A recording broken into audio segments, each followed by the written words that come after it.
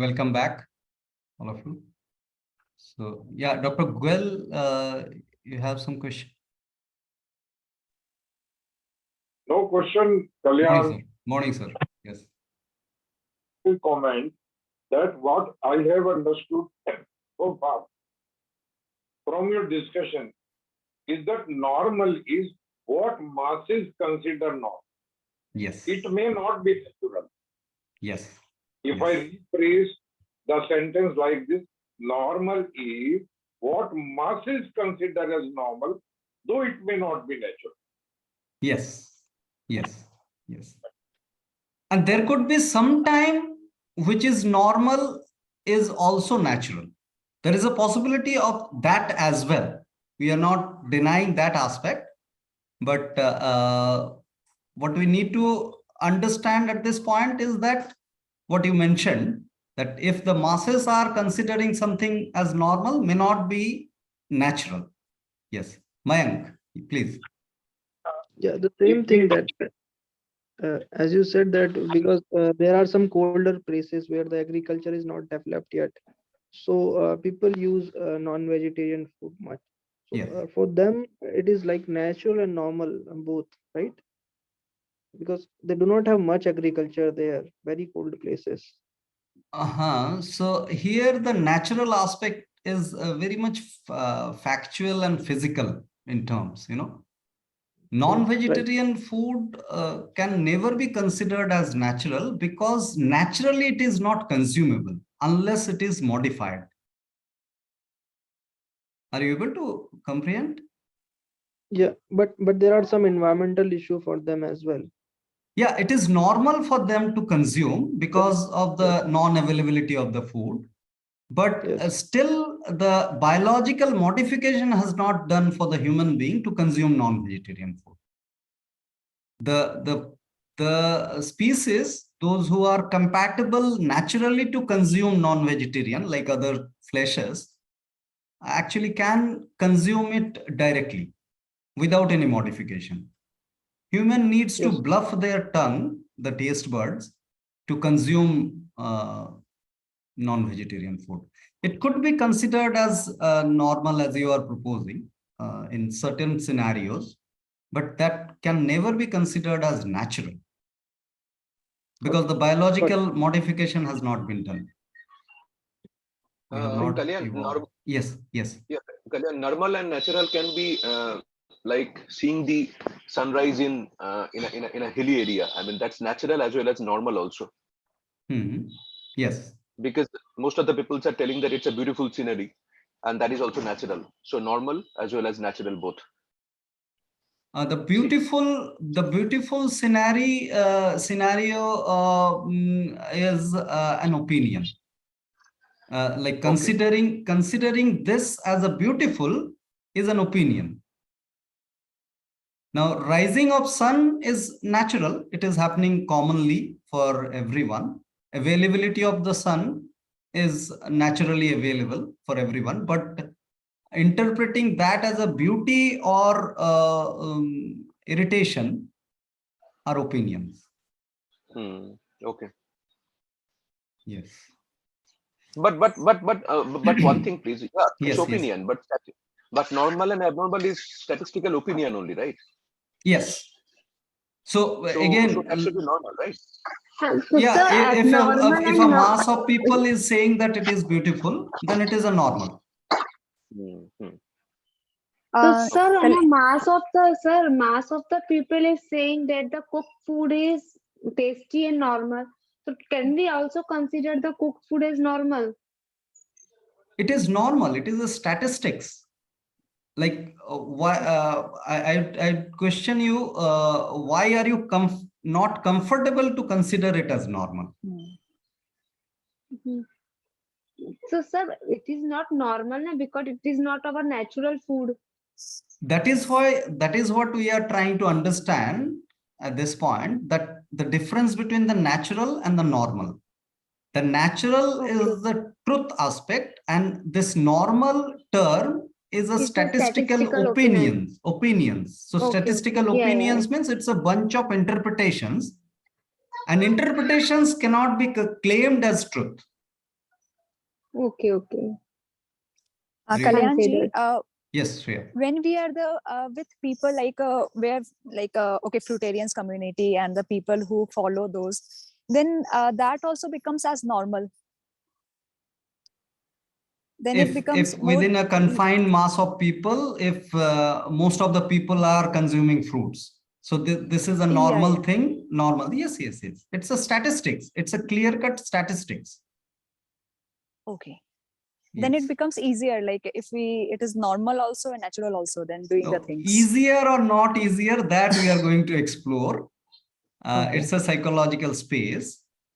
That's something we need to explore. Right now, we are trying to understand and define what is natural, what is normal, what is good, and other unnatural, abnormal, and bad. Right? So now see the truth. Now here, three terms are there in terms of the experiences. Spectrum of experience, stimulated experiences, and concluded experiences.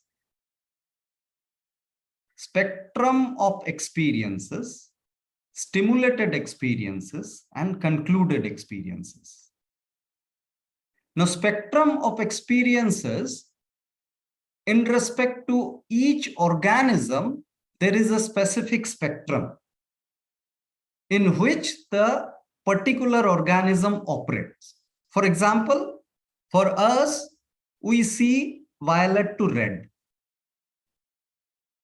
Ultraviolet and infrared are not visible through our eyes, but those exist. We have the capability of accessing violet to red, VIBGYOR. Violet, indigo, blue, green, yellow, orange, red. So this is the spectrum that is designed for the mankind. So the truth is available through a spectrum to an organism. That is why the interpretation is always limited, because the truth basically is immeasurable. We are able to access truth through a small window. And in that window, whatsoever we interpret, that will be a limited interpretation. So the spectrum of experiences versus the stimulated experiences. Now, this is another aspect that we need to understand, that Sir, please explain this again. I'm not able to get it. Yes. So now the truth is available. Suppose all the colors are available. As far as the light is concerned, all the colors are available in front of us. But we will be able to access a few colors only, which are explored as VIBGYOR. Have you heard about the VIBGYOR? VIBGYOR, right? So it proposes that we can see these 7 colors. But there are other colors which also exist in nature, which are ultraviolet or infrared. There are zones available of the light, but which are not visible to us in specific. So we are allotted in nature with a spectrum. Within that spectrum only we can see the truth. This is a design limitation that we all have. All the species do have. If we call it limitation, then we can opt to call that. But this is actually the spectrum specific operation of all the organism. Do you understand this? No? Yes, sir. Somewhat. Right? So in the flow, we'll explore this further. And now the experiences. So whatsoever we experience through the spectrum. Now, for human being, we see there are stimulated experiences that we all experience. Stimulated experiences. Now, the root cause of the stimulated, what is the stimulated experience? That means it is not a natural experience, but it is modified in such a way that the experience is now considered optable, like it can be opted for. Cooked food is one example, but let's not bring all the time the food example, which could be. Kalyan? Yes. Yes, Vijay. So infrared and Bluetooth, or maybe FM radio waves or something like that. Yes. These yes, are also abnormal stimulated. and stimulated. These are unnatural, Unnatural. but achieved through the human intervention, and it is brought into our experiences. Yes. So these are not required as well, right? These are not natural, obviously. This has been human intervened and brought into our experiences. So basically what happens, these stimulated experiences, the mass experiences, are mostly started by an individual. Mostly it is started by an individual, so which is actually a concluded experience by one individual. Now that individual start proposing the same experience for others, and others also start relating to it. And that becomes a stimulated experience, and which is a statistical opinions now. Right? So for example, the radio frequency has been invented by one scientist, which was concluded in his lab, and now he proposed to the mass of people, and mass of people also start experiencing that through the stimulation. So this becomes a statistical opinion then, and becomes normal. So statistical opinions can either be normal or abnormal. Statistical opinions are normal and abnormal. These are the statistical opinion. Now, the normal thing could be unnatural also, could be natural also. So we are trying to explore the difference between the truth and the opinions basically here. Okay, yes, yes. Yes, Shalini. I couldn't get the spectrum of opinion which is connected with truth. Right. So as far as the sound is concerned, we can listen to a specific decibel of sound. Yeah. We understand that? Like Yeah, 20 below, decibel. Yeah, below that decibel, we don't have that hearing capability. Right. And beyond some decibel also we don't have the capability. So this range is called the spectrum, through which just the sound or anything visual as well. Yeah, so all the light, sound, smell, taste, and touch, all the sensory receptions are subject to a spectrum always. Okay, got it. So the whole truth is not available to us. It can never be available to a specific individual in intra or inter level of species, cannot access the truth through their design, through their structure. So all are allotted with a spectrum of experience. Sir, can we say the spectrum is like a range? Yes, it's a range. So something which is not fathomable is in terms of light. I'm like, we cannot see 7 dimension beyond 3 dimensions. Is it? Yes. Will it be it's related to not that. true? No, Will it is not true. truth? It is truth. Obviously, it is true. That is what is that. That is where we are trying to understand the limitation of the interpretation, limitation of opinions, because opinions, interpretations are made out of a spectrum only. We have the spectrum is the limitation, right? Spectrum is a small window to look at the truth. Okay, got it. Right? Yeah. Great. From some terminologies to now the energy. the basis of our existence and execution. These two terms must be understood, like existence is what exists, and the execution is the operation of that existence that we are trying to explore. Now, these things, the existence also has got an undeniable correlation with the energy. Without the energy, the existence will not be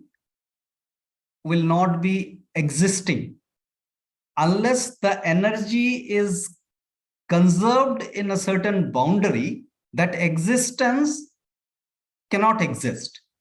So the energy is very much important for every existence. Now, these are a little bit conceptual and theoretical jargons. Now, in terms of our own experience, if we try and correlate the experience of energy, because energy is such a vast aspect, and there could be endless debates on energy. For example, yesterday there was a debate going on whether the food can give us energy or not. Because one fraternity claims that the food gives us energy. Other fraternity claims that no, there is no energy in the food. The food is just the substance. It's just matter that we all receive. So this debate has got a lot of scientific supports in both the ends, and this debate is unending. It's ongoing. So we will not go there in that debate particularly, because we cannot come to a conclusion in that debate ever if we go on in that debate. But what is the fact that we all experience is a tiredness. It's a very simple thing. Is there anyone who doesn't sense tiredness in this group? Not at all. Never. So it means that tiredness is a very common thing, which is a natural and a normal thing for all the organisms. And it also proposes that if we are like the tiredness depicts that we have limited energy. Tiredness depicts that we have limited energy moment to moment. We cannot have unlimited energy. And that leads to the understanding that we are naturally designed to conserve it as much as possible. Naturally, we are designed to conserve the energy. And the tiredness is the proof of it, because it is limited. And if anything is limited, then it must be conserved. That's a clear-cut connection that we all know. Like budgetary correlation can happen, like you have a limited budget, limited money, suppose. Yeah, Anita. You want to say Why something? is it limited? Like, I mean, some people say that you're born with like a whatever limited source of energy, and that is once you finish it, that's the end. That's the reason for death. So why is this energy limited? Is what? See, the boundary. I mean, so if food, yeah. No, I'm just saying if food is the energy provider, is the prevalent thought, then it can be replenished every day. So how is it limited? But it's not factual, right? That claim can be disclaimed also as that how can we not make a dead alive with just pouring some food or injecting some food? It's not possible. So the food gives energy. So there can be counter argument. That's what the initial disclaimer was, that this is an unending debate whether we have a source of energy or not. But every moment, if we try and understand, both the fraternity agrees that yes, there is a tiredness. Now, why it is limited, that could be explored in terms of understanding the boundary that we are all crafted with.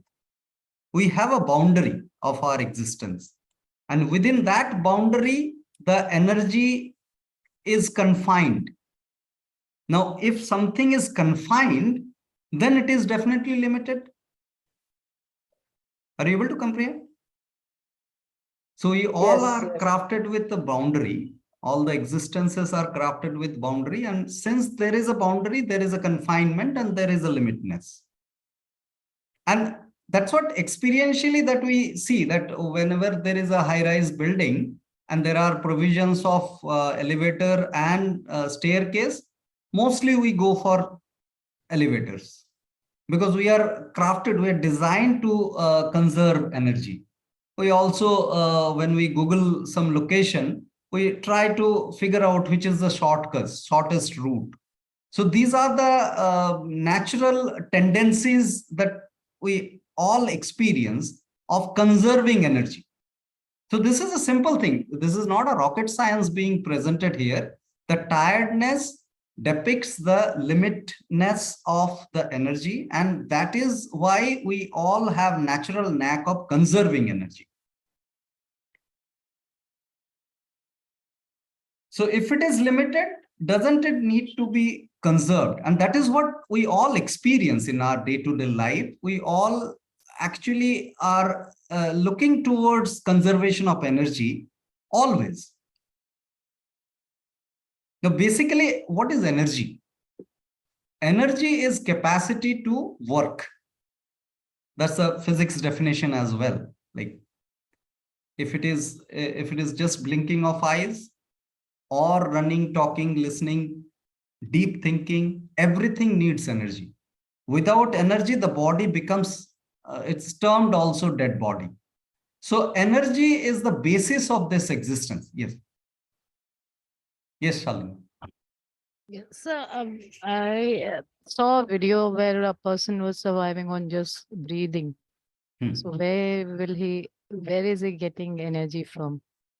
I mean, if it is, it has a confined boundary, and then food is, some people say is irrelevant. I mean, Yeah, so this water fasting works breatharian, for me. the examples of breatharians actually support the arguments of the fraternity who claims that there is no energy in the food. We don't get energy from the food. Energy is already there within the body. It's just the engagement and disengagement of energy that happens. This is one interpretation.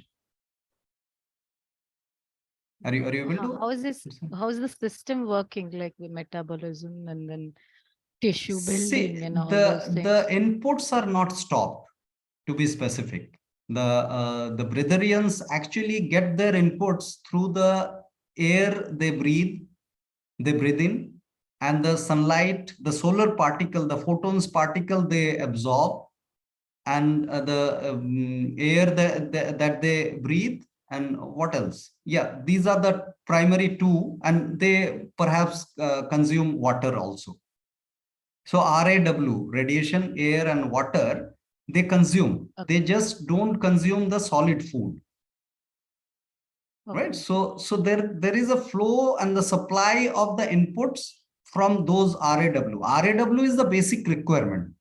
The solid food also get disintegrated and it becomes radiation, air, water. After it undergoes the digestion process, it actually gets assimilated within the body in form of RAW only. Radiation, air, water. Basically, all the existences, the basis of all the existences are radiation, air, water. It's a combination of radiation, air, and water. Got it. Thank you, sir. Thank you. Yes, Shreya, please. Sir, but movement is also important. No, otherwise stagnation will happen. Repeat. There's Madhvi's, yeah. Can you repeat? Yeah, movement? Yeah. Movement is also important. No, otherwise, like to conserve the energy, body will become lethargy, and movement is also required. Alongside the inputs, you are saying? Yeah. In this only, like as when we don't move, when we don't use our energy, we are utilizing it. Okay, so in that case, we might become lethargy. That okay, I have to conserve my energy. I don't have to move, and like that way. Yeah, we'll explore that. I understand from where you are coming. Like both the ways are there. Like one is that we become lethargy and we become hyperactive also, considering this. So what is our natural being? That needs to be explored. Like one way is to become lethargy, and other extreme could be becoming hyperactive. Just considering that movement is important, I must move, and I enforce some movement where there is a requirement by the body of not moving. Even then, there could be some. Suppose you are running through fever, and the body needs rest to recover, to detox completely. At that point in time, if you have that belief, so-called, that you have to move, movement is very much important, then the fever will be suppressed and the chronification happens, and the health will be complicated. Are you able to comprehend this? Yeah, I got it. The extreme. So, sir, it means we have to be balanced between the conserving energy and utilizing energy.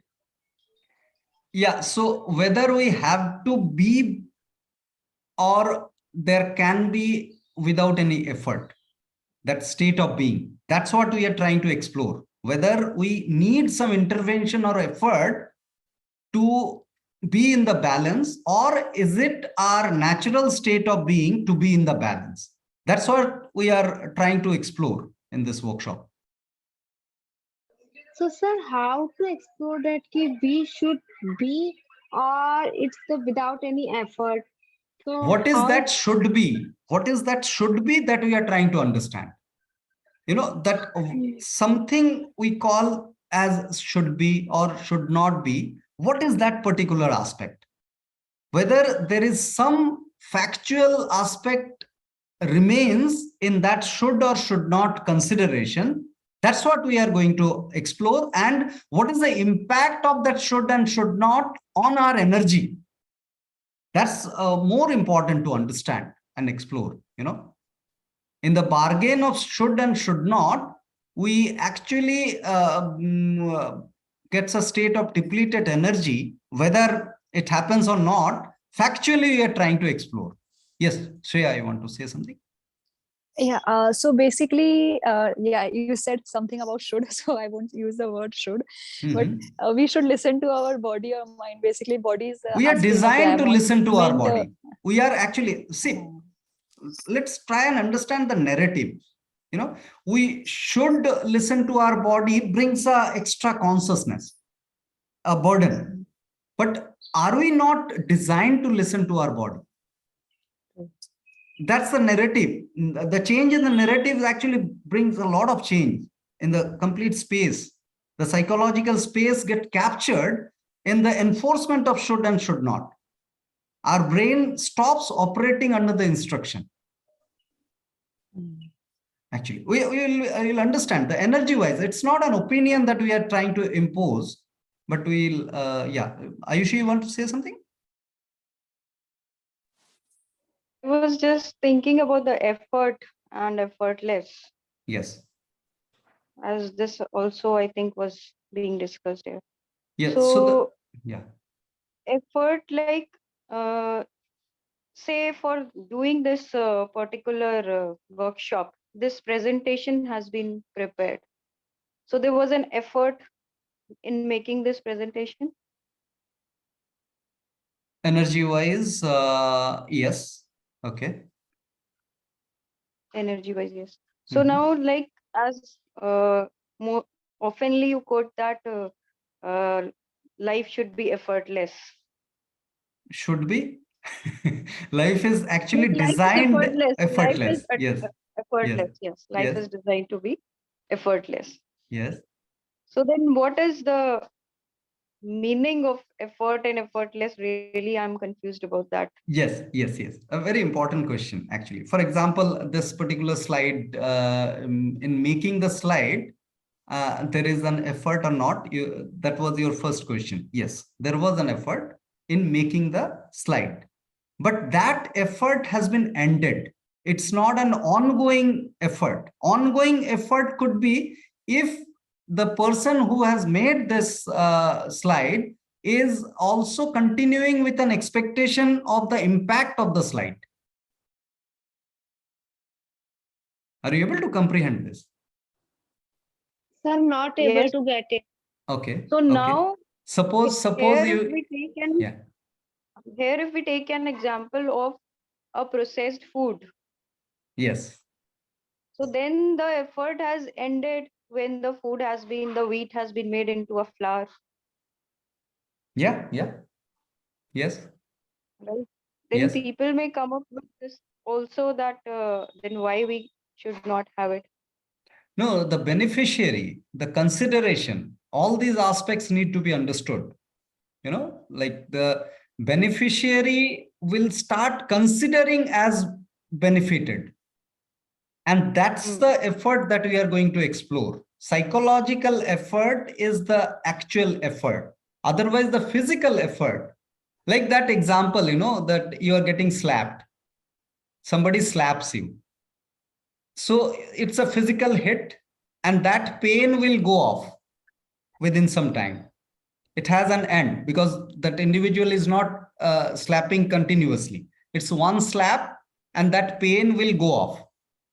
But the interpretation of that slap as an insult is an ongoing burden on the energy. And that's the actual effort. The physical effort is very minuscule in comparison to the psychological effort. So the actual effort that we are trying to understand and explore is the psychological effort. Okay. Yeah. Yeah. Got it.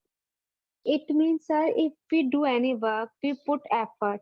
And now if we take the burden of that work on our psychological space, Yes. and that is the extra burden. That is the That actual is the effort. consumption. That's the actual effort, because the physical, whatever the burden that you are taking up physically, it's going to end. It has an end. The physical things has an end, but the psychological and things when we doesn't take have an the, end. and it causes the depletion of our energy. Yes, on an ongoing flux. Yes, Kavita, you unmuted before also, I saw. Yeah, please. Yeah, actually, sir, just coming back to your previous slide as well, where you said energy is limited, and also like the example of a breatharian and other stuff. So if the energy is limited, say for a baby who's born, till the progression, till he grows to an adult and old age and all that stuff. So if the energy per se is limited, then whatever sources that we are taking, whether it is air and food or whatever, so that are going to add to the existing energy, or I'm not able to comprehend this, that the energy is limited, and then the external sources, whether it's air, water, whatever, if it is a breatharian or a fruitarian or a normal person where they have some cooked stuff and other stuff. Again, I'm coming back to the food, but that is not, just to get this concept of energy. So once we have that, if it is limited, then whatever the external sources that we are getting, is it going to aid in energy, or what is that? This limitation and then the external sources, I'm not able to relate. Yeah, so actually this... Actually, I have same question. Yeah, Kavita ji asked the same question. I want to add on 1 or 2 lines on that. That is it really the outer circumstances, like whether we call it breathing or eating fruit or something else? So is it affecting the energy, or is it that energy itself is affecting the outer? Like we can say that these outer circumstances, is it really affecting our energy or not? Yes, yes. So let's explore that and rejoin the session with a 5 minutes of silence. Yeah. We'll start from there, Kavita's and mine's concern. Yeah.